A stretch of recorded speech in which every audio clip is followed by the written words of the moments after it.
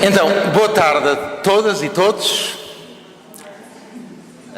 Agradecemos muito a vossa presença. Como está aqui e está certo, não é? Sou Joaquim da Silva, sou coordenador do projeto Inovar, roteiros de inovação pedagógica, escolas e experiências, escolas de referência no século XX, que é um dos projetos financiados pela FCT no anterior concurso, agora está a decorrer um outro, e que está em desenvolvimento e estamos a aproximar do final do primeiro ano de desenvolvimento. O projeto Inovar tem como principal finalidade a realização de investigação de natureza histórica sobre um conjunto de 20 e tal escolas e experiências que nós, enfim, consideramos como parte do nosso objeto de estudo por serem, enfim, vou utilizar de forma um pouco arbitrária algumas noções diferentes, alternativas, inovadoras, etc. E sem discutir agora, digamos, estes conceitos são todos problemáticos.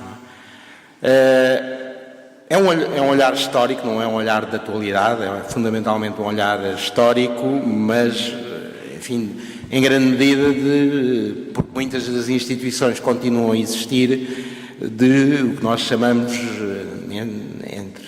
na história do tempo presente. Portanto, sem preconceitos, no fundo, assumindo que é um olhar fundamentalmente na temporalidade, de chegar até aos dias de hoje e assim sendo, assumir um conjunto de opções metodológicas que algumas delas têm que ver com outras ciências sociais, realmente a questão da observação, entrevistas, etc.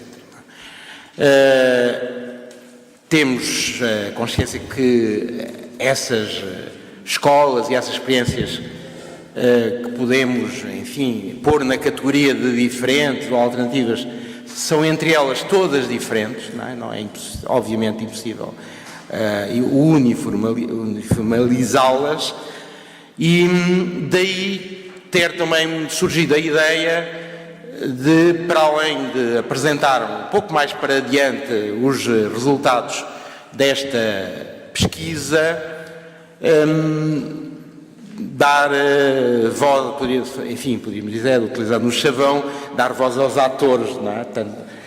Trazer para nos falarem desses projetos as pessoas que têm estado ou que estiveram ligadas às escolas. Portanto, não é o olhar dos investigadores, é o olhar das pessoas, da forma como têm vivido estes projetos, que, pelo respeito por eles, nos pareceu uma opção bem interessante, não é?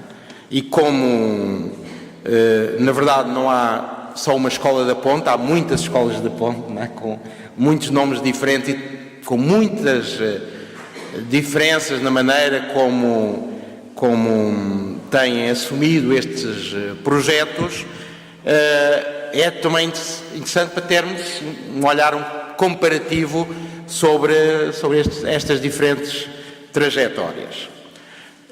Eu não vou falar muito mais, compete-me apenas explicar um pouco a razão deste ciclo de seminários. Seguir-se-ão outras escolas, aqui que a equipa de Lisboa está a trabalhar, portanto, com alguma regularidade.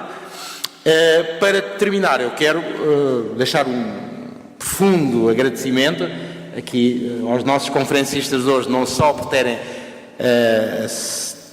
aceitado vir do contexto mais habitual para, digamos aqui, este nosso contexto, apresentar estes projetos em diversas das suas dimensões, mas também no caso da Torre, porque há a particularidade de eu estar muito diretamente ligado à pesquisa sobre a Torre, juntamente com a Olda Namora, que está aí na Assembleia, o enorme agradecimento por toda a abertura que a Torre tem manifestado em relação a ser estudada, não é?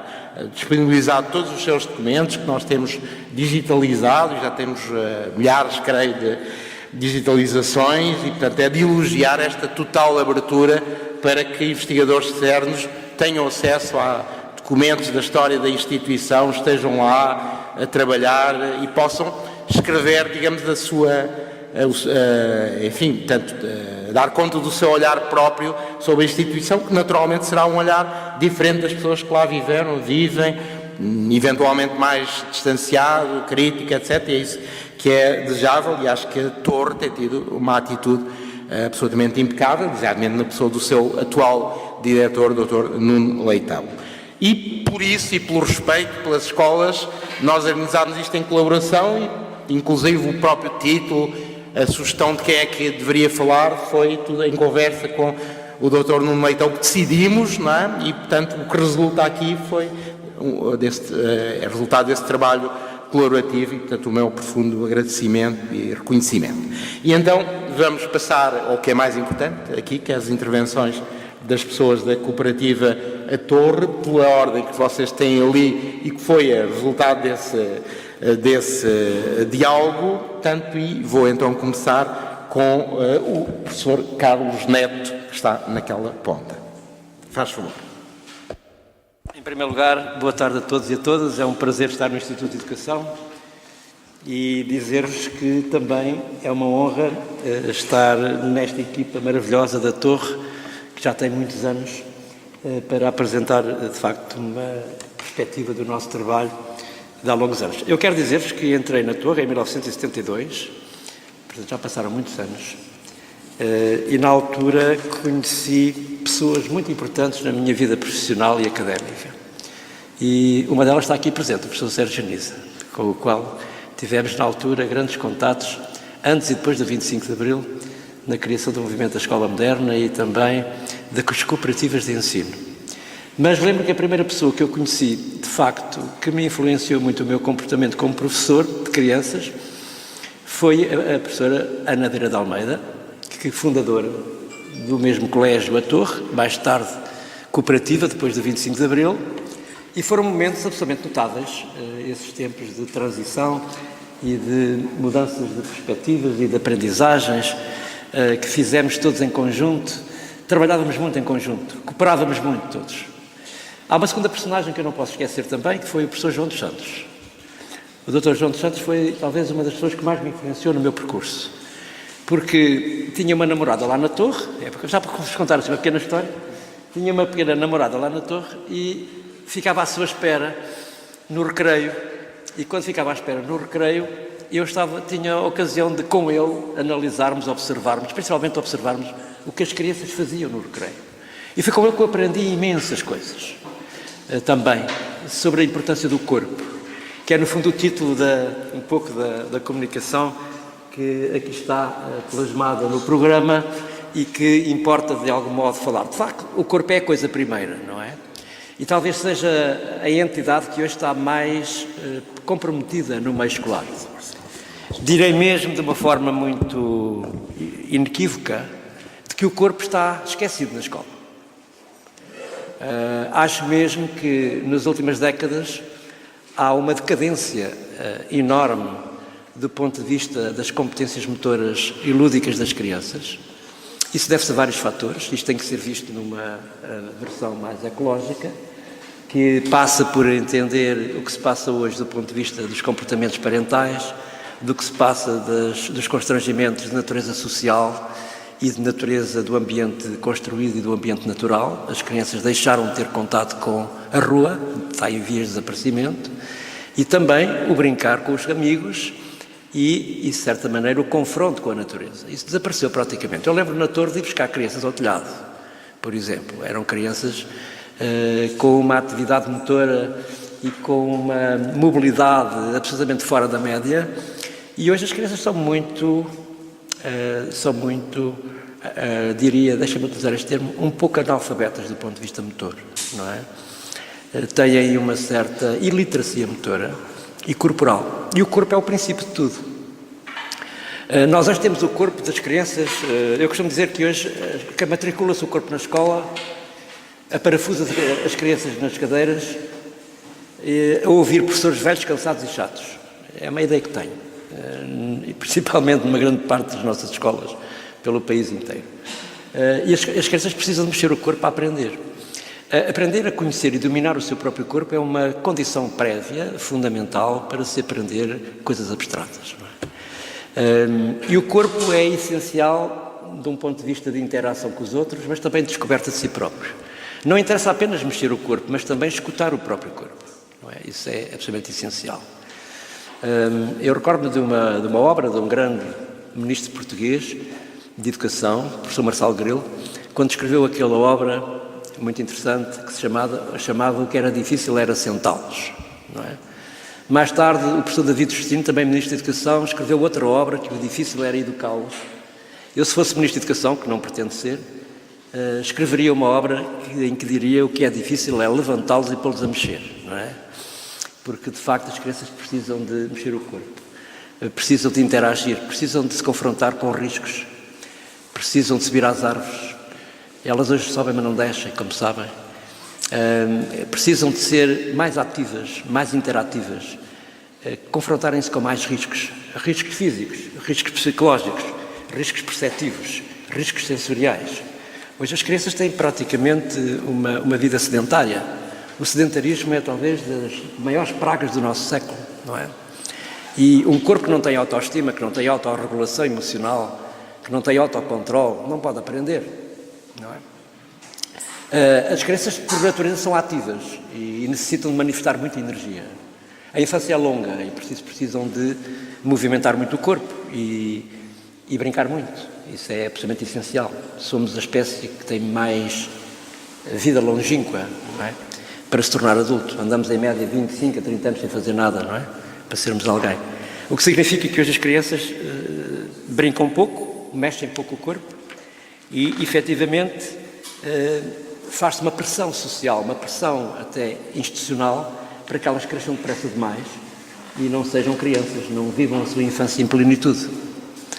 Esse é um problema sério. Eu tenho crianças, por exemplo, que não sabem saltar ao pé coxinho aos 5 anos, que não sabem saltar à corda aos 8 anos, que não sabem, por exemplo, quando faço jogos de luta, que é um comportamento absolutamente essencial para se crescer, jogar às lutas, a brincar, elas viram-se umas para as outras e ficam quietas, não sabem agarrar-se, não é? Chocam umas com as outras quando estão a fazer os jogos, brincadeiras nos recreios. O toque e foge, o agarre e foge, a polícia e ladrão, etc. O esconderijo, o esconder-se, batem com a cabeça umas nas outras, não têm capacidade de discriminação perceptiva. Alguma coisa, portanto, está a passar neste século XXI em relação ao corpo. E é preciso dizer que a Torre, como cooperativa, sempre deu uma grande valorização ao corpo. O corpo é a matéria primeira, não é? A criança tem que descobrir-se, não só na área da educação física, na área da atividade física, na área da atividade motora, mas principalmente também em todas as outras áreas de expressão, não é? Na expressão plástica, na expressão dramática, na expressão musical. É preciso que todas essas dinâmicas da criança possam ser possíveis de se exprimir. A criança necessita de se exprimir nas suas diferenças também. Eu acho que a escola está a amordaçar a uma dimensão muito homogénea, dinâmicas que eventualmente escondem tendências e até diria algumas competências que são fundamentais no seu desenvolvimento. Há crianças profundamente talentosas e que nós estamos a perder completamente, porque não damos tempo para que elas se manifestem, não é? E por isso, muitas vezes isso passa pelo corpo. E há 4 constrangimentos hoje muito complexos que se passam no envolvimento da criança. Em primeiro lugar, uma profunda superproteção. As crianças são profundamente superprotegidas. E essa superproteção não é boa. Ao contrário do que os pais pensam e que alguns adultos pensam, porque os adultos e pais andam cheios de medo em relação a um corpo que necessita de ter riscos. A maior parte da linguagem dos adultos é proibitiva. Não mexas, olha que cais, olha, tem medo, olha, tem atenção, olha que vais cair. Quer dizer, este terrorismo verbal em relação ao corpo que se mexe é algo terrível, não é? Com uma superproteção inacreditável. Basta estar a dar um pequeno exemplo. Vejam o que acontece hoje à entrada de uma escola. Um carro aparece com a família, a criança sai, o carro que está atrás não abre a porta para a criança sair. Espera que o carro da frente saia para ficar à frente da porta. Isto é um excelente sinal de como esta superproteção é patológica, não é? Completamente patológica. E por isso as crianças não se mexem. As crianças não têm experiências fundamentais em relação à capacidade adaptativa, não desenvolvem capacidade de adaptação, quer motora, quer emocional, quer psicológica, quer social. O que eu acho que a escola deveria promover era a capacidade de adaptação, porque essa capacidade de adaptação vai ser muito útil no futuro, em termos de felicidade, de capacidade de empreendedorismo, capacidade de ser feliz, de ter iniciativas, de resolver problemas, etc. Um corpo amordaçado desta maneira não pode, de facto, de modo nenhum, ser uma criança autónoma. Eu acho que educar é dar distância, como dizia João dos Santos. E em certos momentos é dar proximidade, porque as crianças precisam de segurança do adulto. Mas a maior parte dos casos nós necessitamos de dar distância. E nós hoje não damos distância.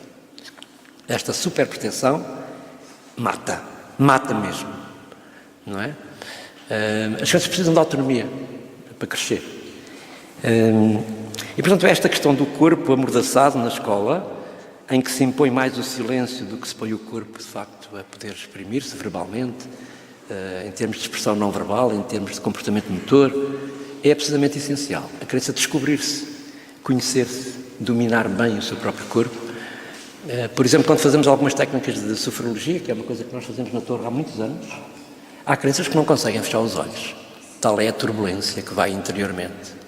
Quando uma criança não se consegue concentrar, quando não consegue sequer fechar os olhos, alguma agitação existe, não é? Eu aliás, acho que esse síndrome de hiperatividade e déficit de atenção está mal avaliado na maior parte dos casos. As crianças têm energias naturais. Nós sabemos hoje, ao longo da vida do ser humano, que o momento onde ela despende mais energia é exatamente aos 5, 6, 7, 8 anos. Depois, com a puberdade, essa energia decai e pela adolescência fora. E, portanto, essas energias são altamente, são enormes. Por isso as crianças são muito saudáveis porque são, de facto, ativas. E eu tenho muito respeito pelos professores do primeiro ciclo, pelos educadores de infância, professores do segundo ciclo, que aguentam essas energias das crianças naturalmente ao longo do dia. E são energias naturais, não são patológicas. Não quer dizer isto que não haja crianças com déficit de atenção e hiperatividade. Eu, provavelmente, na minha infância, se fosse hoje avaliado, era hiperativo. Não é? Seria, com certeza, não é? Não tenho qualquer dúvida disso. E por isso, nós na Torre temos essa ideia de dar muita importância à criança a mexer o corpo e a escutar o corpo. Quer nas aulas de educação física, quer nas aulas de expressão dramática, na expressão musical, quer em todas as áreas de expressão, mas também no recreio. Repara, eu acho que um dos espaços mais significativos do ponto de vista de caracterizar o conceito pedagógico com que a Torre tem trabalhado ao longo dos últimos anos é, efetivamente, dar uma importância grande ao momento que a criança passa no recreio. No recreio a criança aprende imensas coisas e leva conceitos fundamentais que aprendeu, brincando com os outros ou brincando sozinho, porque muitas vezes é importante brincar sozinho, agir sozinho. O jogo solitário é fundamental para que leve informações e conhecimentos para dentro da sala de aula. Não deveria haver esta dicotomia entre sala de aula e exterior. Deveria haver uma relação muito fluida e muito mais corrente entre interior e exterior. Hoje, em Portugal, cai um pingo e as crianças vão para dentro, não é? Eu, por exemplo, hoje utilizo a expressão mais importante para as crianças seria aprender a brincar à chuva, por exemplo, não é? Ou mexer na lama, ou saltar o muro, ou subir à árvore. Mas isso não se faz, não é? Vivemos esta superproteção, vivemos uma cultura do medo, não é, em relação ao corpo. E essa cultura do medo e essa superproteção, conjuntamente com um sedentarismo enorme, em que os pais também não têm tempo para brincar com os filhos, e, portanto, como não têm tempo, os filhos não brincam, não é? Portanto, todo este conjunto de elementos leva a que tenhamos, de facto, uma situação muito drástica em relação a este corpo. Como eu tenho dito por aí na comunicação social, estamos a criar crianças imaturas e totós. Eu não tenho ainda um conceito muito claro, científico, do que é uma criança totó, mas ando a aperfeiçoá-lo. Ando a tentar aperfeiçoá-lo. São crianças mais frágeis, mais vulneráveis, menos ágeis do ponto de vista de confronto com o risco. São crianças, de facto, muito adormecidas interiormente e com pouca capacidade de iniciativa. E do ponto de vista motor apresentam déficits muito pronunciados, não é? E isso é preocupante, porque um corpo passivo não aprende. Um corpo sentado, milhares de horas, não aprende. Nós hoje temos crianças, em média, com cerca de 35 a 40 horas na escola, dos quais 20 a 25 estão sentadas. Não é? E isso não é bom. As crianças não podem aprender. E, de facto, o processo de aprendizagem deveria ser dinâmico. Deveria ser baseado, de facto, naquelas dúvidas profundas que as crianças têm quando mexem no seu próprio corpo. Né? Conhecê-lo na sua estrutura, na sua identidade, nos seus processos de funcionamento. Não é? Isso era essencial. Não é? Que o conhecimento fosse apreendido de forma significativa e com motivação intrínseca. Não um conhecimento que aparece para ser memorizado, para ser reproduzido e para ser esquecido. Não é? Como, aliás, o nosso colega e amigo José Pacheco tem dito, a aula não ensina e a prova não avalia. Eu não sou tão radical como ele, eu garanto que não sou, mas, de facto, precisamos mudar a escola rapidamente, não é? E, principalmente, este Estatuto do Corpo. Não é preciso ter medo do corpo. As crianças não têm medo do corpo, não é? Mas os adultos têm, curiosamente. Eu hoje entro nas escolas e vejo pais a proibir os auxiliares de educação e professores a mexer na areia ou a terem determinado tipo de brincadeiras no recreio. Isto é inaceitável. Inaceitável. Não é? Portanto, o corpo tornou-se uma figura aprisionada na escola. Não é? Aliás, há um mote que tem sido divulgado, e eu também o ajudei a divulgar em Portugal, que foi um estudo feito, uma campanha feita nos Estados Unidos, de que os presos nas prisões têm mais tempo de ócio fora da cela do que as crianças atualmente. As crianças perderam, em média, nas últimas 2 décadas, 8 horas de brincadeira livre por dia.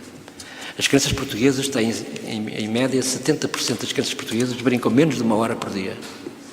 Portanto, o que significa que isto tem uma enorme influência na abertura, na capacidade de leitura do mundo, que começa pelo seu corpo, começa na relação com os outros e depois na aprendizagem das coisas do mundo. São 3 eixos. Eu aprendi isto com a Ana Vieira de Almeida. Primeiro o corpo, depois os outros e depois o mundo. Aprender a viver com os outros é o principal objetivo da escola, nas primeiras idades, não é? E o conhecimento vem atrás de tudo isso, não é? Sem ser imposto. É um conhecimento que tem que ser negociado, tem que ser partilhado, tem que haver cooperação entre os adultos e as crianças, no sentido de se desenvolver algo que tem a ver com as suas motivações intrínsecas, não é? E, portanto, temos um conjunto de experiências que, numa grande parte eu tenho visitado muitas escolas pelo país, principalmente públicas, e vejo que há experiências que são demasiadamente tóxicas, não é? Tóxicas em relação àquilo que é o sentido de infância, não é? O que é o sentido de descobrir as coisas através do corpo que se mexe e que faz coisas que muitas vezes não estão certas. É preciso fazer coisas malucas, coisas erradas. É preciso tornar as crianças mais selvagens, não é? E não tão educadas no conceito adulto do termo, não é? Porque crianças mais selvagens e mais caóticas vão ser no futuro crianças mais organizadas e crianças mais saudáveis, não é? E depois fala-se muito aí do conceito de saúde e ninguém se preocupa deste império do medo que estamos a viver e que no fundo, trata as crianças como algo que não lhes permite liberdade nem autonomia, e aí, do meu ponto de vista, está o grande problema, na forma que eu entendo, da educação dos dias de hoje. É que as competências cognitivas não são as únicas que devem existir na escola. Nós temos que equilibrar a relação entre competências cognitivas, competências emocionais, sociais e motoras. Por exemplo, a educação motora nas primeiras idades, eu estou a falar na creche, no pré-escolar e no primeiro ciclo, são absolutamente essenciais para o futuro. Diríamos que há um saber inicial, há uma cultura motora inicial, fundante, que é essencial para tudo o que vem a seguir, não é? E quer dizer que se as crianças não conhecem bem o seu corpo, nestas diversas dimensões, dificilmente conseguem apreender dinâmicas abstratas do conhecimento, não é? Ou se aprendem à martelada, como eu costumo dizer, não é? Aprendem de forma mnemónica, aprendem de forma repetida, automatizada, não é? Não a apreendem de uma forma dinâmica, não criam automatismos dinâmicos, mas sim automatismos rígidos. E isso não é bom, no sentido da aquisição das aprendizagens. As crianças têm, de facto, dinâmicas imaginativas e de fantasia notáveis, não é? Navegáveis, não é? Os adultos têm uma visão muito fechada, muito hermética, não é? E depois temos currículos altamente extensos e intensos, não é? As crianças precisavam de aprender as coisas mais simples. Por exemplo, passa-se muito tempo dentro de paredes e muito pouco tempo fora das paredes, não é? Muito tempo, por exemplo, há uma falta de conexão enorme entre o que é o mundo exterior e o mundo interior. As crianças hoje já não conhecem nem dominam a natureza. Eu tenho crianças que, por exemplo, trabalho com elas no Estado Nacional, há muitos anos, já vai quase há 45 anos, e hoje quando saio com as minhas crianças elas têm medo da erva. Sabem o que é isto? É um novo conceito. Quando entramos no estádio, entramos na parte selvagem da natureza e elas têm medo. Há uns anos atrás eu tinha que correr atrás delas, para as apanhar. Hoje isso é mais difícil. Subir rampas, procurar espaços desconhecidos, procurar espaços imaginativos, procurar esconderijos, procurar até figuras simbolicamente falando, míticas, não é? Criar enredos e criar narrativas através do corpo para o jogo simbólico. Hoje torna-se mais difícil, porque as crianças têm uma visão demasiadamente fechada e isso leva-me todos os dias a descobrir-me como professor, não é? E a ter gosto em fazer esse trabalho. É claro que há coisas que são fundamentais na infância. Por exemplo, nas primeiras idades, a principal competência em termos de aprendizagem é brincar com a gravidade, não é? Aprender a perceber o que é estar de pé, o que é mexer o corpo. E são aquisições fundamentais, desde o decúbito ventral, dorsal, até o gatinhar, até ficar de pé e depois andar. Quando se anda, descobre-se o mundo. E a corrida, o salto. As crianças chegam aos 3, 4 anos, entram na fase antropóide, não é? Querem subir, querem voar, não é? Querem obter dinâmicas relacionadas com a postura, com a direcionalidade do corpo, com a lateralidade, com a compreensão do espaço e do tempo, o ritmo, a coordenação motora, intersegmentar, que são coisas fundamentais, até para a apreensão fina. Mas eu estou a falar da motricidade grosseira, que é absolutamente essencial. Um bom conhecimento e domínio do seu corpo, até para as áreas de expressão, isso é fundamental, não é? E por isso diríamos que essas aquisições iniciais, motoras iniciais, são fundamentais para aquelas que são especializadas mais tarde. E o que é contraproducente e até, eu diria, paradoxal, é que nós hoje temos crianças destas idades em que os pais os põem nos clubes, os põem a aprender música, os põem a aprender desporto, nos clubes. As crianças têm escolas paralelas, não é? Nós encontramos nos nossos estudos crianças que têm, para além do tempo escolar, 3, 4 atividades organizadas, não é? E isso é qualquer coisa que é inaceitável, não é? Quando percebemos que tem um horário completamente preenchido, não é? E o que é interessante é verificar que, nesses contextos, elas automatizam coisas, não é? E não têm um corpo devidamente conhecido, explorado, não é? A base não está lá. Veja-se, uma criança que entra no segundo ciclo, quer aprender a jogar handball ou basquetebol ou futebol ou qualquer outra modalidade, não consegue porque não consegue agarrar uma bola, não consegue ter equilíbrio correto do seu próprio corpo, não domina bem o conhecimento. A maior parte dos nossos colegas que estão no primeiro ciclo e no segundo ciclo fazem um trabalho de reeducação motora, não fazem um trabalho de iniciação desportiva, porque a base não foi trabalhada. E se não foi trabalhada nesta área disciplinar, também não foi trabalhada nas outras, com certeza. E, portanto, essa dinâmica de transição, essas transições do pré-escolar para o primeiro ciclo para o segundo ciclo, são transições dolorosas, difíceis para as crianças, porque, de facto, nós não trabalhamos as competências básicas e fundamentais em todo esse processo, não é? Portanto, aquilo que me preocupa nestes 45 anos que tenho de torre, e nós fazemos questão de trabalhar o corpo nessas dimensões, de facto, dar uma grande importância ao corpo enquanto elemento de expressão, mas há constrangimentos externos que estão a prejudicar muito o nosso trabalho e que estão a dificultar muito o nosso trabalho.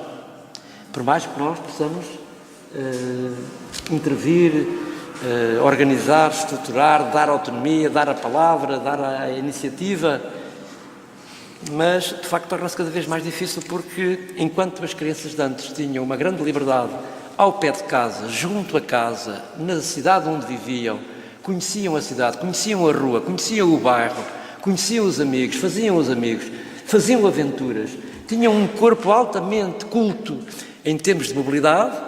Hoje em dia isso não existe. Por exemplo, no meu prédio existem 24 cães e 50 crianças. Na minha observação diária, a partir das 5 da tarde, passeiam-se mais os cães que as crianças.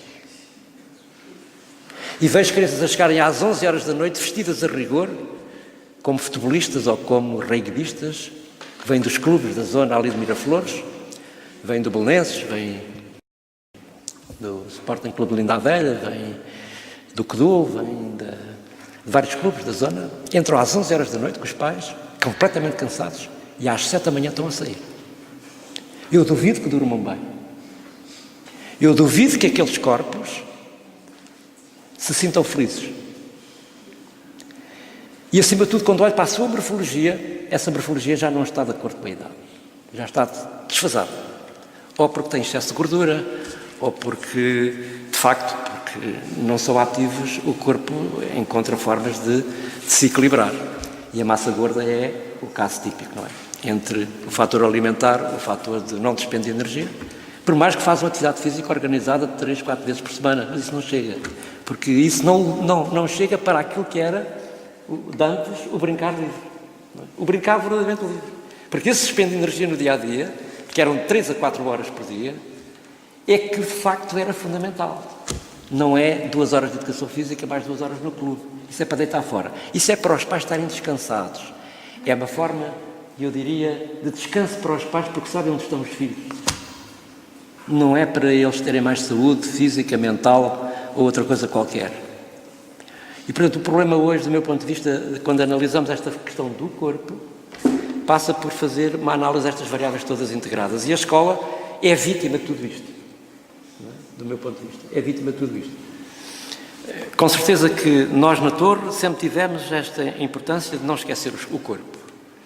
E a nossa filosofia de trabalho vai ser, com certeza, explicada melhor do que eu pelos meus colegas. A minha grande amiga Anitta, que é mais nova que eu um mês, uma excelente professora, talvez das melhores que eu tenha conhecido até hoje, continua com esta vitalidade e com esta juventude absolutamente fantástica, não é? Eu estou mais velho que ela, não é? E sou de educação física, mas, de qualquer maneira, não é a aparência do corpo que interessa, é a essência. E essa essência e esses valores é que são essenciais. Não é? Vocês se repararem hoje, na cabeça dos adultos, dos pais, todos querem que os seus filhos sejam Messi e Ronaldinho. Não é?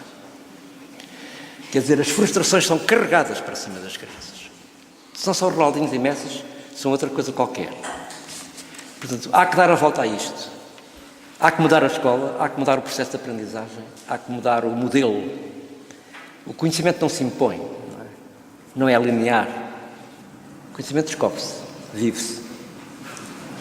Penso que posso terminar por aqui, quer dizer, dizendo que o corpo é o elemento primeiro. E, por amor de Deus, não esqueçam esse elemento, porque ele é fundamental.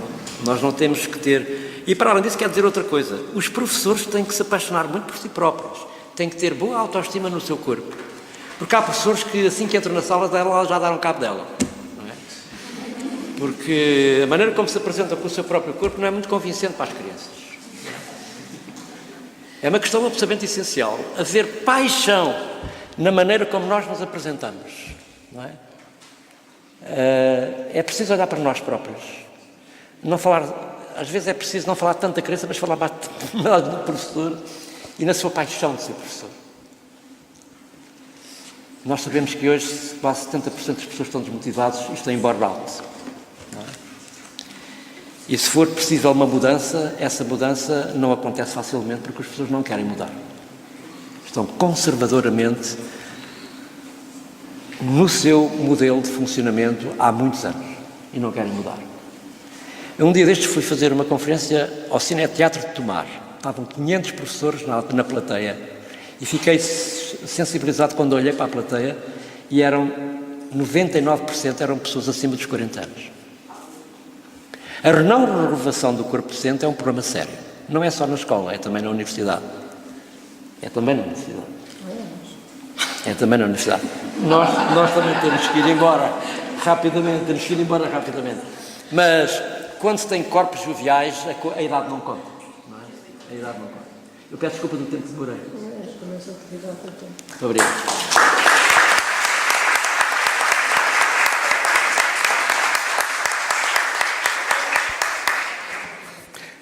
Agradeço ao professor Carlos Neto esta bela intervenção e, apesar da relação difícil do corpo do professor Carlos Neto com o microfone, espero que tenha sido audível. Sou mais naturalista. E passo a palavra, portanto, à educadora, a professora Anita. Penso que como toda a gente a trata, e portanto vou usar aqui portanto, o nome, não é, para a segunda intervenção. Queria agradecer também ao Instituto de Educação o convite que foi feito à equipe, a parte da equipe da Torre, para que possamos dialogar todos, porque eu acho que isto de estarmos aqui nesta mesa a sermos professores agora num sentido, o mais importante é o diálogo que possamos depois estabelecer todos, não é? Vamos apresentar parte do nosso trabalho e depois é importante dialogarmos. Eu digo isto porque é assim que eu concebo. Eu vou falar parece que é do ler. O ler não tem fim, nunca mais acaba, não é? E, portanto, eu não consigo falar. Perco-me um pouquinho, sou um bocadinho Vitorino Nemésio, que era um programa que eu adorava na televisão, mas ele tinha uma coisa fantástica, ele nunca perdia o fio, mesmo que divagasse. Eu às vezes perco-me, não é? Peço-vos desculpa por isso, se me perder. É pouco o tempo e a paixão com que isto do ler, com que se vive isto do que é ler, às vezes leva-nos a... É um ano inteiro de muita coisa que se passa. E é essa coisa toda que se passa que se vai ler. O Carlos falou do corpo, eu vou falar do falar, porque eu não concebo ler sem o falar.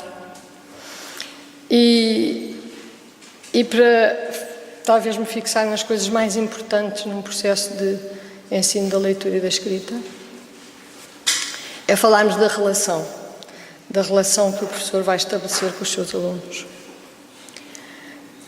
Isto porque o ler, nós sabemos que o ler não começa quando uma criança entra no primeiro ano de escolaridade, o ler começa muito para trás. Dizia o João dos Santos que o ler começava quando se nascia, porque a certa altura, quando a criança olha para a sua mãe e reconhece o seu rosto, está a ler. Quando a criança esboça o primeiro sorriso para a mãe, é o gesto, portanto é o escrever. E este código com a mãe começa-se a estabelecer. E com o professor, no fundo é a mesma coisa. O que o professor pretende é estabelecer uma relação tão forte, ou igualmente forte, ou forte como uma relação que a criança estabelece com a mãe, o professor passa a estabelecer nesta fase com os seus alunos.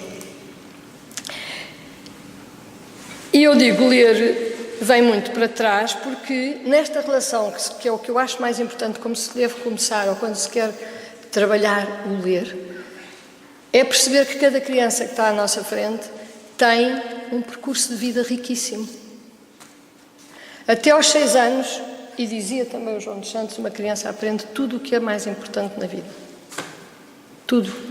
Pois repete o que já conhece. Não é? Porque se nós pensarmos no andar, no falar, no relacionar-se com o mundo exterior, com a relação com os outros, com a família, com os amigos, a criança aprende tudo para poder, a partir dali, sobreviver, viver. É o mais importante.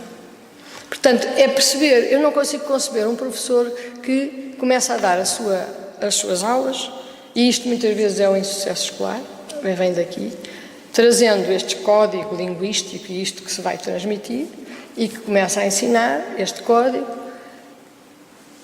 a escrever coisas que as crianças vão memorizar, vão descodificar. Mas que coisas? O que é que aquela criança está a ler? Interessa-lhe aquilo que está a ler? O que é que ela sente com aquilo que está a ler? Que perguntas tem a fazer?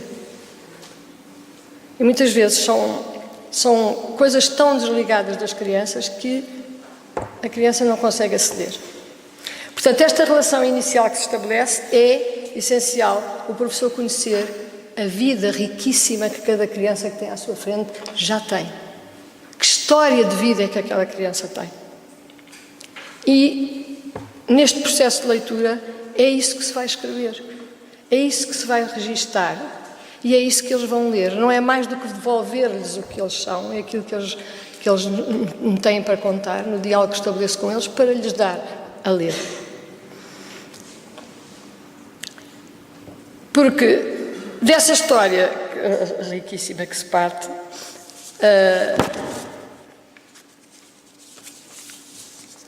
eu vou, pronto, há a história deles e eu vou me relacionando com eles, vou-os conhecendo. As crianças têm que falar na sala de aula, têm que falar, o diálogo é fundamental, têm que me contar muita coisa.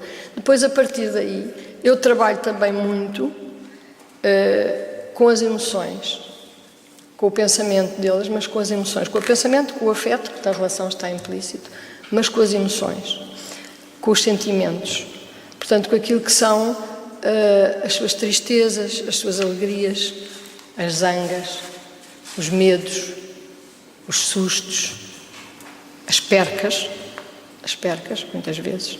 O professor confronta-se com uma perca familiar, uma criança que perde alguém. As perguntas que tem a fazer, as curiosidades, a sua relação com a natureza, com o meio exterior, a sua relação com os outros. Tudo isso é material de trabalho para irmos ler, tudo isso. Agora, como é que se faz? É evidente que a relação está aqui e eu tenho que ouvir as minhas crianças, eu tenho que me dar a conhecer. Portanto, eles também têm que saber quem eu sou, contar de mim, falar de mim. Eu tenho, depois, um método, se quiserem, na manga, como se costuma dizer. Podia não ter.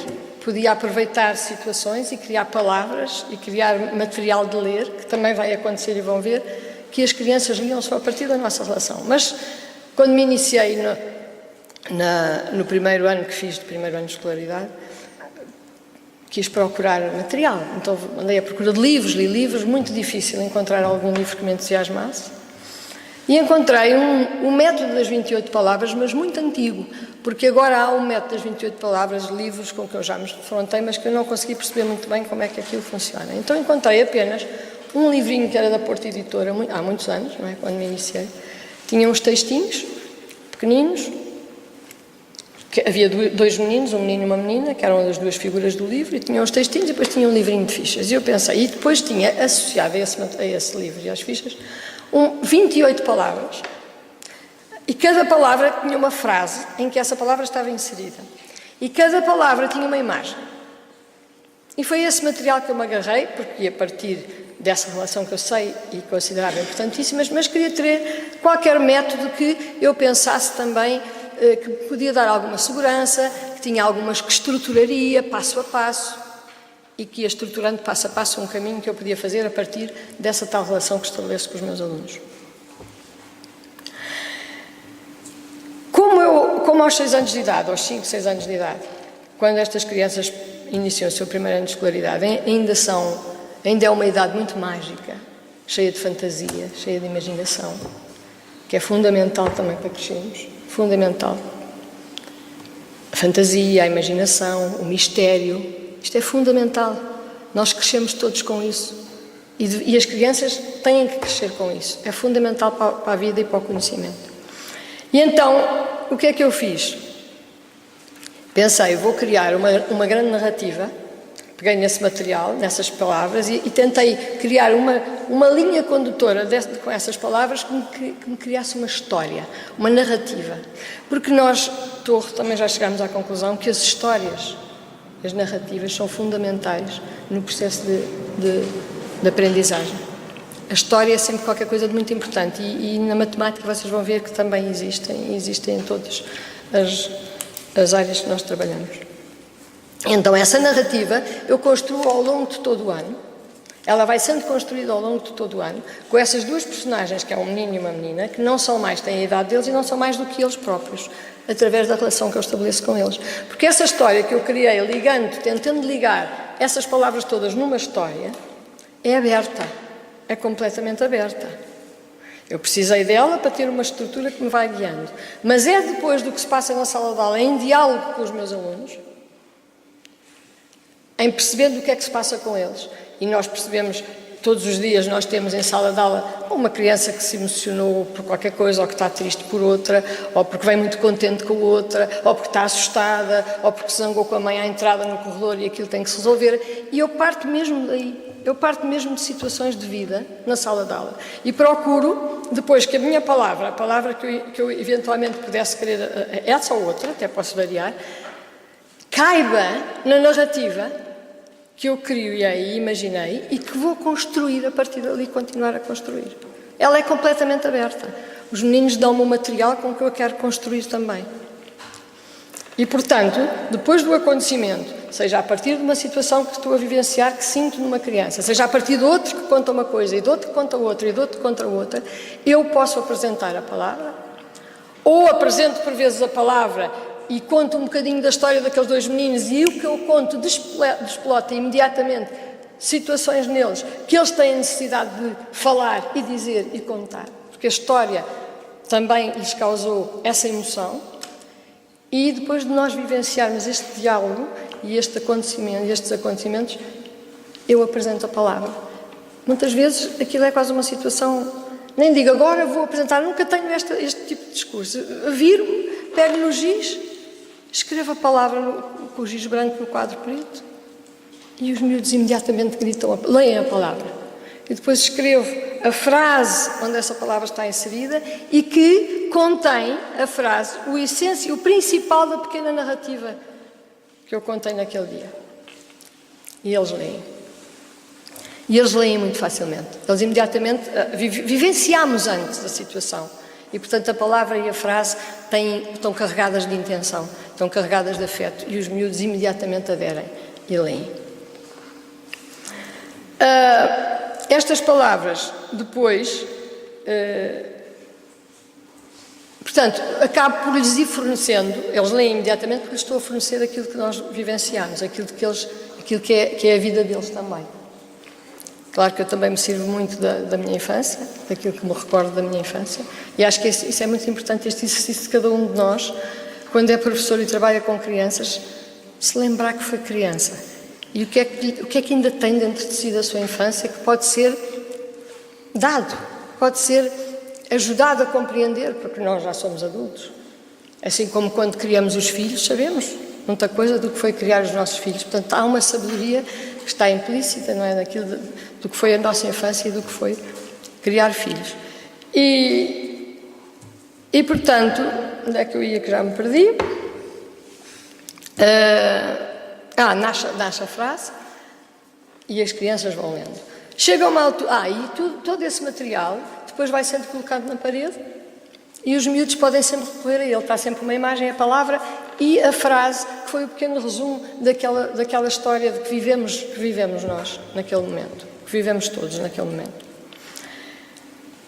E eles podem sempre recorrer àquilo que está exposto na parede, sempre queiram recorrer e se lembrar, está exposto. A história fica a narrativa que acompanha o ano inteiro vai estando na parede, vai sendo posta na parede e vai estando o ano inteiro possível deles acederem a ela. Chega a uma altura em que essas palavras são cortadas em sílabas. Vamos trabalhar a sílaba. Toda esta leitura é global. Toda esta situação que eu contei até agora é uma leitura global. Vivenciamos a situação, aparece a palavra, aparece a frase e é uma leitura sempre global. Chega uma altura, imaginem que eu apresentei 7, 8 palavras. Normalmente começa-se por palavras muito simples, com a consoante e a vogal, bola, pata, aquelas coisas que nós sabemos, não é? Palavras simples, que têm a consoante associada à vogal, ainda não há fonemas nem sons complicados, e chega uma altura que nós começamos a jogar, porque também fazemos muitos jogos.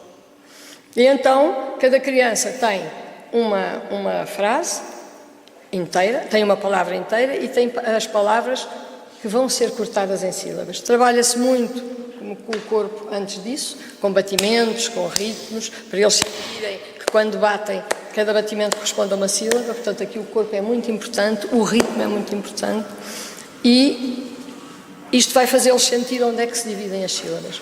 E depois começamos a jogar, fazemos jogos começo por dar só 2 palavras de cada vez, as palavras que já são conhecidas, que já lemos, que já vivenciamos, que já estão carregadas de intenção, e eles vão batê-las e vão cortá-las. E quando cortam a palavra, com um bocadinho de uma palavra e com um bocadinho de outra, constroem outra.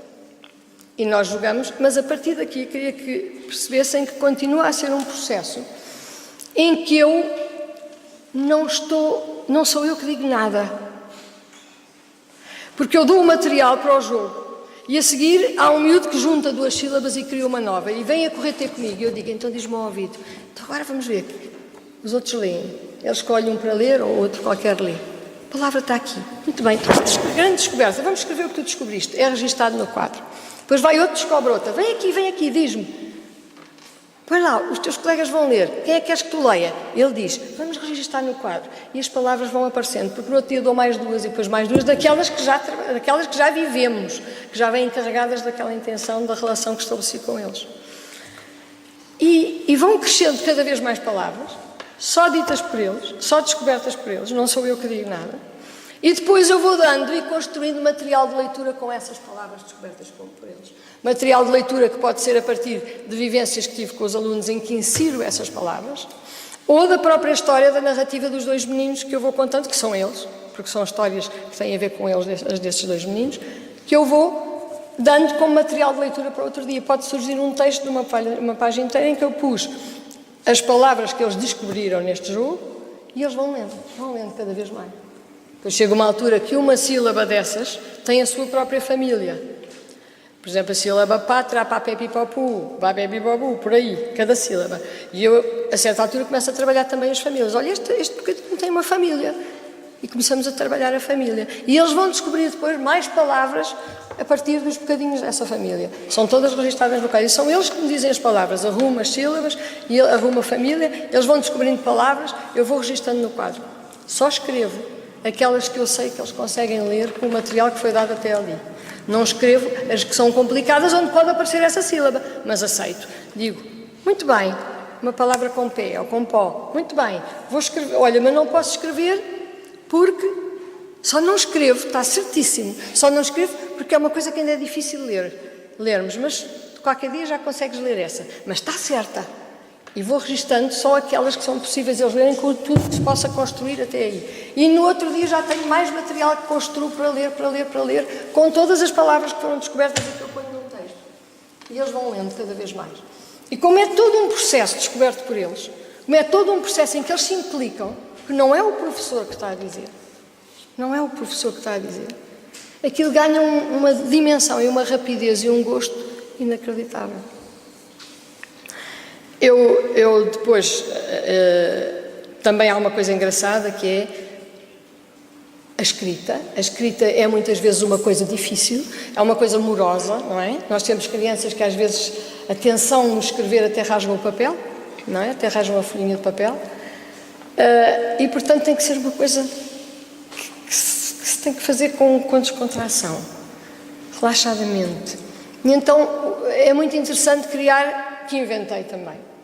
Assim como a narrativa foi toda inventada. Com eles, atenção. Mas as canções são inventadas por mim. Para a escrita das letras, eu invento movimentos, canções que acompanham o movimento. E aquilo facilita absolutamente. Absolutamente. Imaginem quando eu dou a bola, o B, quem é professor sabe, trabalho sem linhas no primeiro ano. Os cadernos não têm linhas. Porque o registro escrito é muito conforme ao corpo de cada um, o gesto de cada um. Tem que se dar essa liberdade. Portanto, a dimensão das letras é muito engraçada. Letras enormes, os que já conseguem fazer letras mais pequenas. Isso é belíssimo, não é? É deixar que o gesto flua tal como aquele corpo consegue fazer. Não há constrangimentos. Mas depois, quando às vezes dou a palavra, para eles perceberem a noção da linha, por exemplo, se eu dou a palavra bola e quero tirar o B para nós aprendermos a escrever, eu dou uma linha, porque a bola, quando se chuta, isto vem de uma história que aconteceu com eles, de uma história de ciúme entre irmãos, e que eu aproveitei para dar a palavra bola, porque depois a irmã oferece ao irmão uma bola com o dinheiro do milheiro dela, porque ele está muito triste e ciumento e não sei o quê, e eu estou a partir de uma emoção, de um sentimento, de uma coisa que aconteceu aconteceu ali na sala de aula e eu digo, pumba, vou já buscar isto. E então conto imediatamente uma história que vai introduzir aquela bola, que é a palavra que eu tinha no método. Mas depois para escrever, parte da linha eu digo, imagina, o B vai começar, chuta a bola, ela só cai no chão, tem que cair na linha. Portanto, o miúdo naturalmente vem à linha, porque ela cai no chão, o chão é a linha. Chuta a bola, cai no chão, vai parar à minha mão. A bola salta e vai para a mão do menino.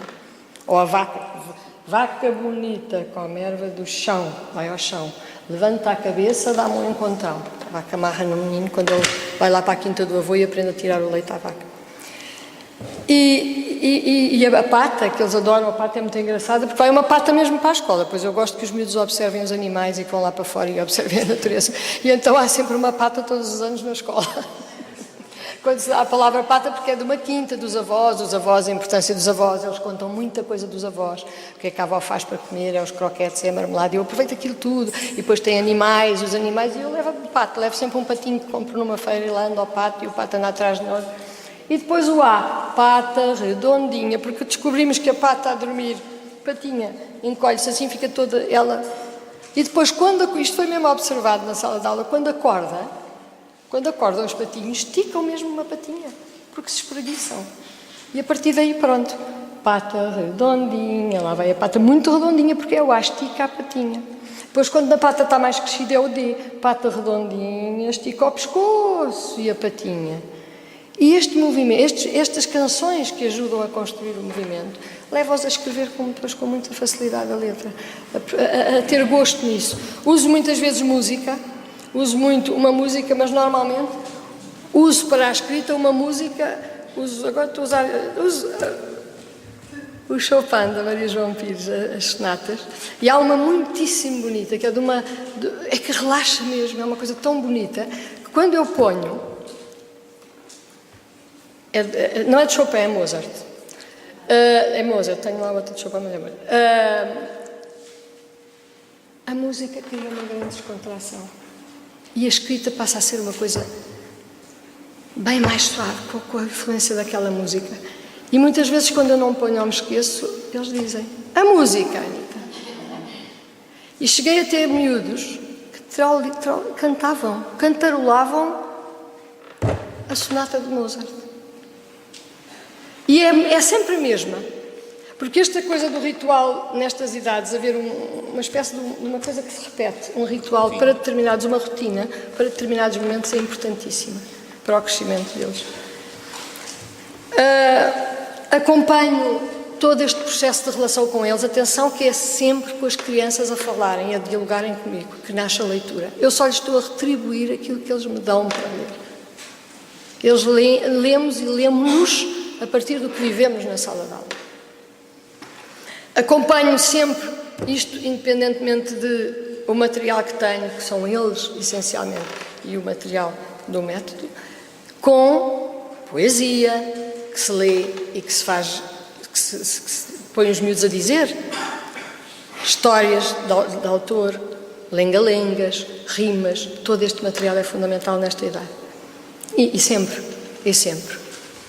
Leio a Fado Oriana, leio sempre livros da Sofia de Melbrenner, porque são de facto fortíssimos, portanto, quando dou a palavra Fado, leio a Fado Oriana. Mas vou só contar uma pequenina história, eu não me demoro muito mais, para vocês perceberem, por exemplo, a palavra fada. É a magia e o mistério e é a fantasia que nesta idade é importantíssima, porque eles animam tudo, as letras podem ser entes, como os números, o Nuno vai falar, também são entes, são seres, nesta idade. E, portanto, quando eu tinha a palavra fada, um dia, e a partir daí percebi que isto acontece todos os anos, um dia disse, a palavra fada, eu posso ler a Fada Oriana, mas um dia aconteceu uma coisa que acontece todos os anos e quem é professor sabe. As meninas zangam-se muitas vezes. As meninas zangam-se entre amigas. Uma amiga é muito amiga da outra, são muito amigas. E de repente há uma que puxa a outra e começam segredinhos e começam a dizer que um dia aquela menina não quer vir à escola e a mãe diz porque a amiga... Especialistas em boatos. Especialistas em coisinhas assim. E então as meninas, há sempre crianças que sofrem muito com isso, porque a amiga a abandonou e foi brincar com outra e a outra puxa e há segredinhos e há maldadezinhas. Fazem parte da vida. E depois... Eu um dia vi que era essa tristeza que estava ali. Aliás, uma mãe tinha-me falado e eu disse, espera, então vou aqui já aproveitar isto. Eu disse, vocês sabem uma coisa, hoje a Rita, que é a menina da história, porque eu sabia que estava a passar-se aquilo, está muito triste. Está tão triste, ela é minha amiga, os meninos são meus amigos, que é para eu poder ir contando histórias deles também.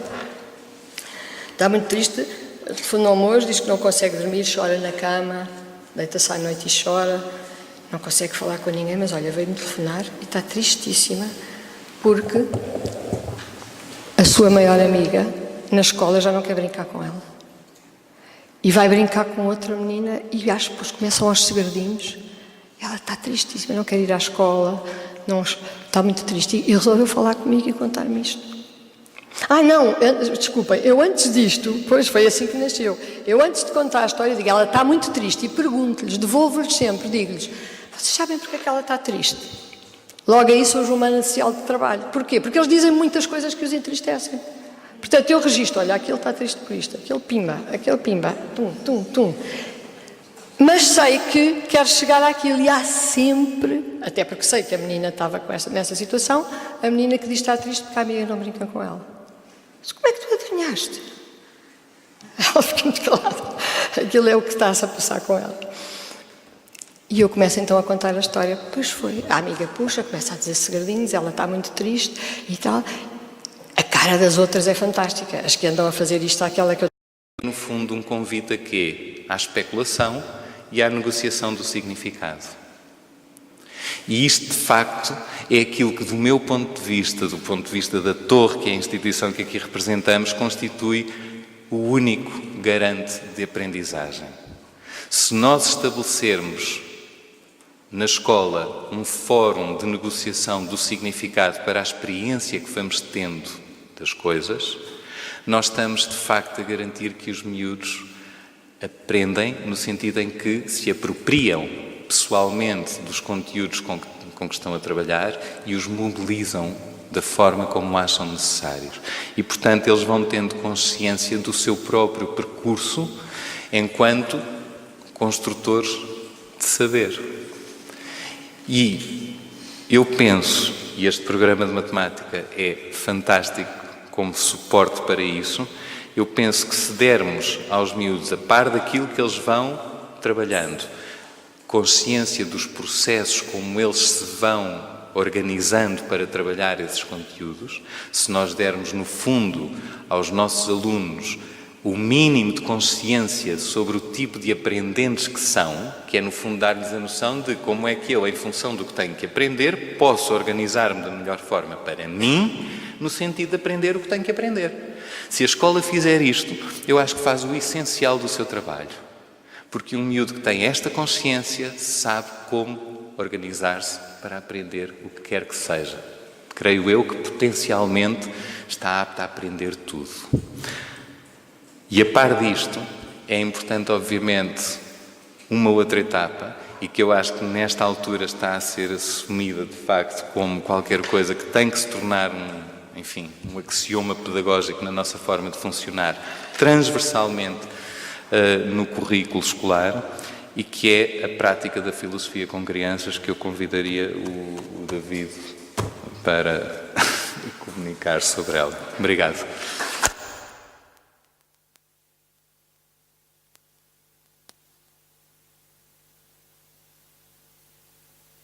Agradeço ao Nuno também a sua intervenção. Ouvindo estas histórias, uma pessoa como eu fica com pena de já não ter um filho ou filha com a idade para pôr na torre. Então, passamos a outro projeto emblemático na torre, a filosofia com crianças, não é?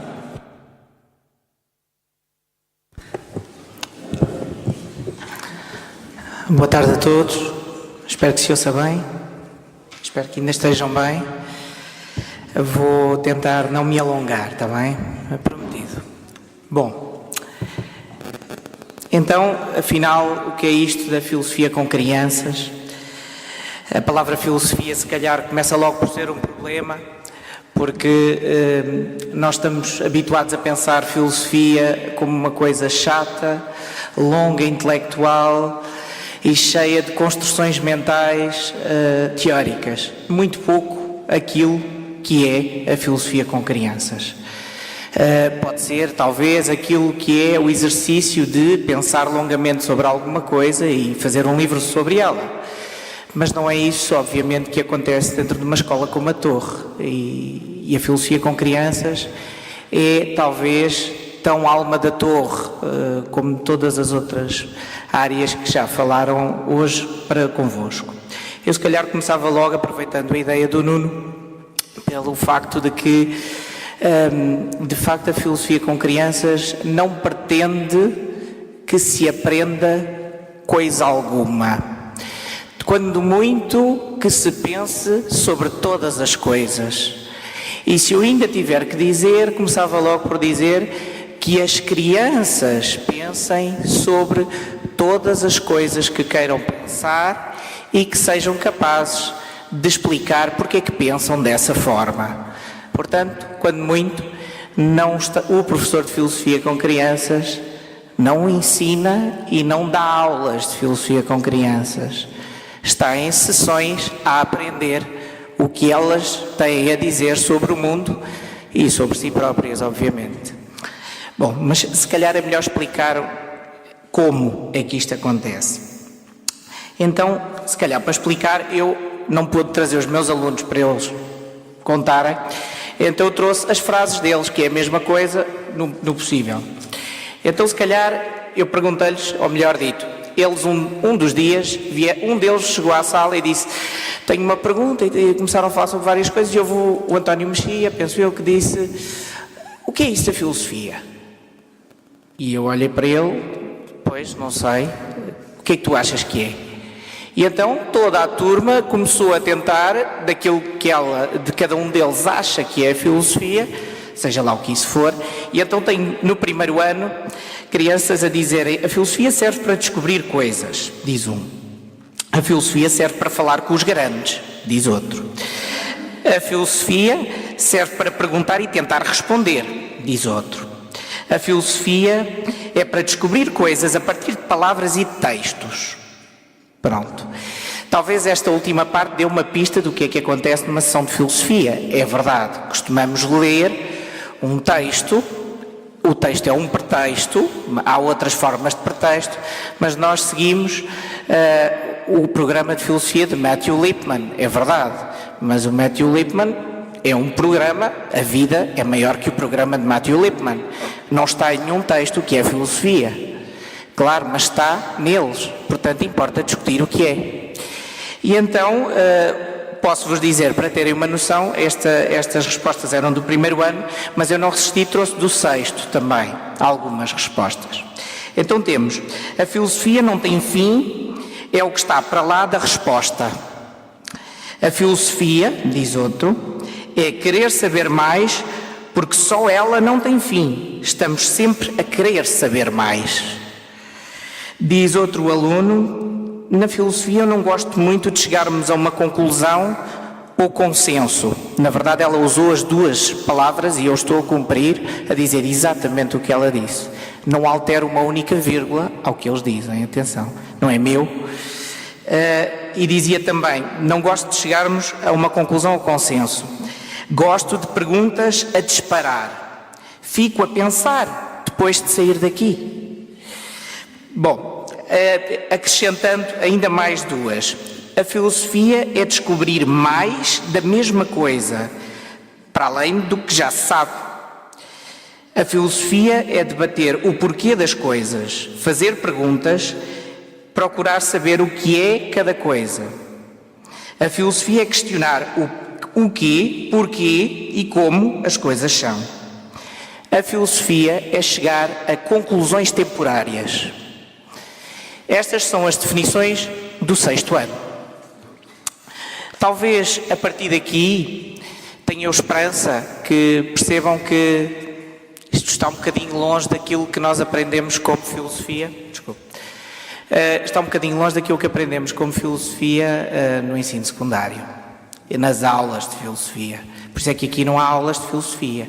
Aqui nós sentamo-nos a ouvir o que eles pensam e como pensam.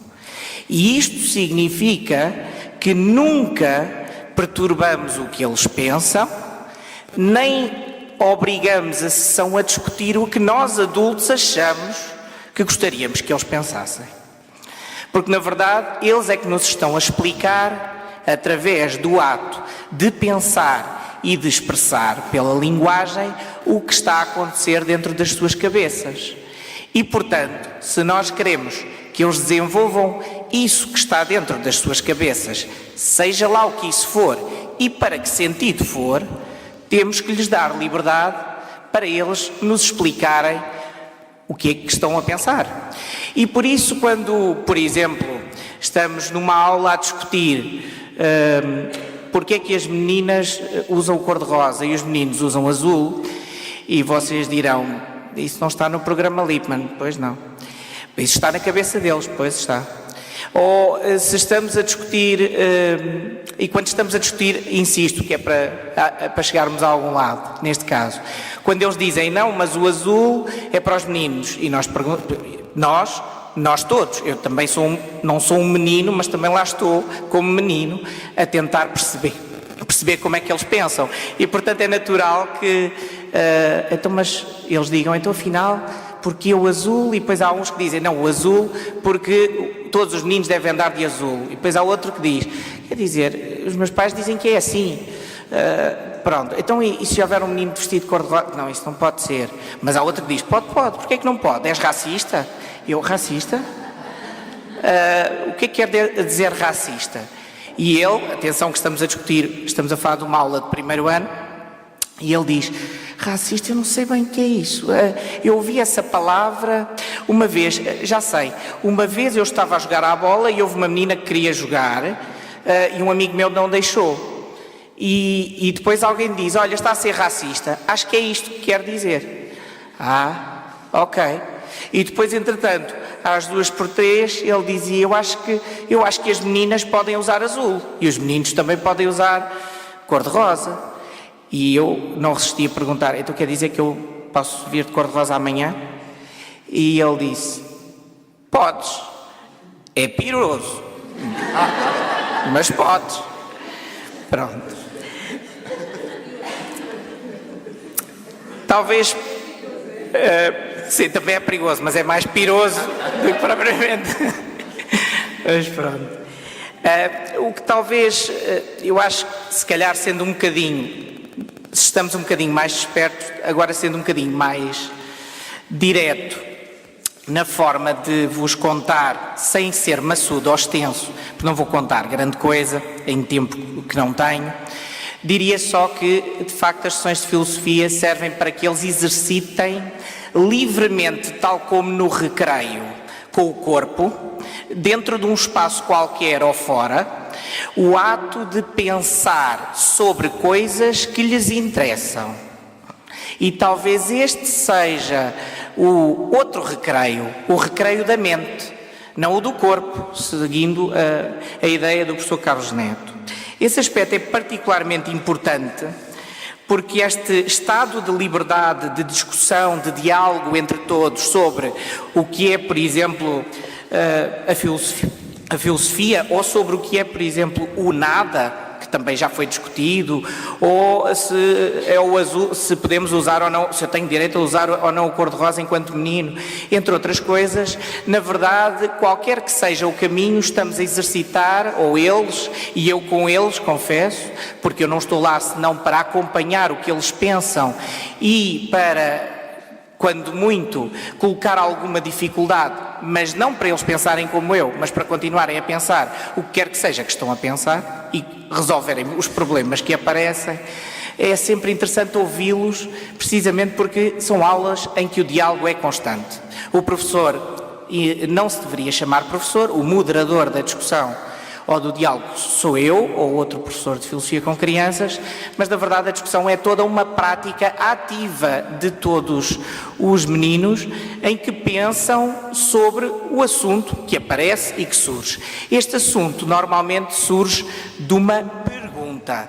Essa pergunta resulta daquilo que cada um dos meninos, depois da leitura de um texto ou de uma história, normalmente que lhe surge na cabeça, não porque seja obrigado a perguntar, Não porque tenha que fazer qualquer tipo de pergunta, ou porque seja penalizado ou beneficiado por ter perguntas, ou não ter, mas simplesmente porque lhe nasceu livremente uma inquietação qualquer acerca do texto que ouviu ou leu, conforme a idade, e daí eis que temos uma agenda de perguntas. Essa agenda de perguntas é depois o mote para podermos discutir um assunto que pode ser o que é o conceito de nada, será que existe vazio, ou coisas mais concretas, tais como,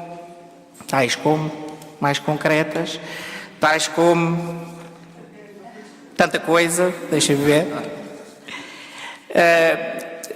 Eu estava a pensar até mais do que o tais como, é que às vezes o texto, eu comecei pelo texto, mas já aconteceu, e costuma acontecer, que os meninos, às 2 por 3, dizem: olha, eu tenho uma pergunta, gostava que fosse resolvida ou discutida na aula de filosofia, pode ser? E hoje aconteceu isso, por exemplo, hoje um aluno do 6º ano, o Vasco, chegou-se ao pé de mim: tenho uma pergunta nova. Uma pergunta nova? Sim, lá para aquelas perguntas que nós achamos que são impossíveis de resolver e que costumamos tratar nas aulas. Ok? Tipo aquela pergunta da filosofia não tem fim. Certo? A minha pergunta é: será que existe algum ato que possa mudar a minha vida toda? E eu olhei para o Vasco e pensei: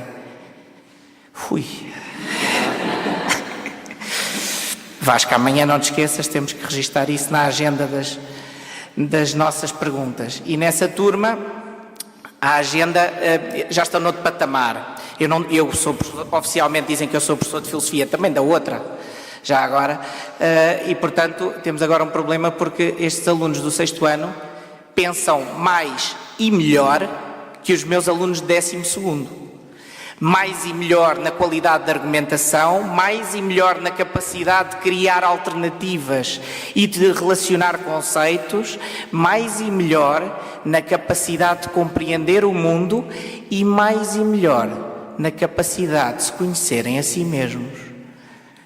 Então temos um problema, tipo, porque é que a outra filosofia está aqui a fazer? Ou melhor dito, porque é que a escola não é isto? Porque se a escola for este sítio onde nós podemos livremente discutir e pensar acerca daquilo que nos preocupa e depois relacionar com coisas que nós também chamamos que são programáticas, seja lá o que isso for, se de facto a escola for nascida das inquietações que estão dentro de cada um de nós e que nos permitam depois sim estudar os vários tipos de conhecimento que existem, para nos enriquecer, não para nós papaguearmos para folhas e termos só resultados, se servirem para sermos, não digo felizes, para nos descobrirmos e para nos apaixonarmos por coisas que temos mais interesse do que outras. Pronto, se servir para isso já não estava mal. Pronto, esperemos que a filosofia com crianças, e eu não vou mesmo dizer mais nada do que está aqui, para não vos demorar, esperemos que a filosofia com crianças sirva, como na torre, eu diria, a todos os que tenham a possibilidade de a viver e a todos os que não tornarem a filosofia com crianças, porque anda aí muita filosofia com crianças. Dizem que sim, mas não. Porquê? Pronto, porquê? Porque este é que é o grande perigo. Aqueles que utilizam a filosofia com crianças para ser professores de filosofia com crianças e transformar a mente dos meninos livres a pensar em toda a sua criatividade e argumentação, a dizerem coisas como aquelas que vocês ouviram e tornarem esses meninos apenas repetidores do pensamento de um adulto ou de um conjunto de valores pré-determinados por alguém, na verdade mataram a filosofia com crianças, mesmo que lhe chamem filosofia com crianças. Portanto, tornaram-no numa espécie de discurso moralista, seja lá que tipo de moral lá esteja, em que os meninos são obrigados a dizer aquilo que o professor quer ouvir, como em muitas coisas na escola tradicional. Ou seja, não estão lá para pensar sobre, para ser ativamente livres e construtores do seu mundo, estão lá para reproduzir um mundo que não é deles, não é para eles e não é eles. E, portanto, a questão e o perigo desta metodologia é que há muitas coisas que se chamam pelo mesmo nome, mas quando abrimos a caixa nem todas têm o mesmo tesouro lá dentro, não é? Portanto, dito isto e para terminar, eu diria que sirva a filosofia como uma espécie de instrumento mágico a estas crianças, para que elas contactem com o mundo do corpo, às linguagens da língua e do número e a todas as demais linguagens, à história, à ciência, a todas elas que por aí andam e que nós chamamos também às vezes disciplinas, seja lá o que isso for, que sirva a filosofia para treinar, para desenvolver, para fazer crescer aquilo que cada um deles tem dentro, o seu estilo, a sua assinatura, o seu pensar criativo, lógico, analítico, dedutivo, indutivo, irreverente, criador em todo o sentido que possa ser. E se servir para isso, então elas depois podem ser o que elas quiserem, não o que qualquer um de nós nesta sala queira, o que elas quiserem ser. E se assim for, acho que fizemos alguma coisa de bom. Deixámos-las ser o que elas são e ajudámos a que elas pudessem livremente continuar assim. Obrigado.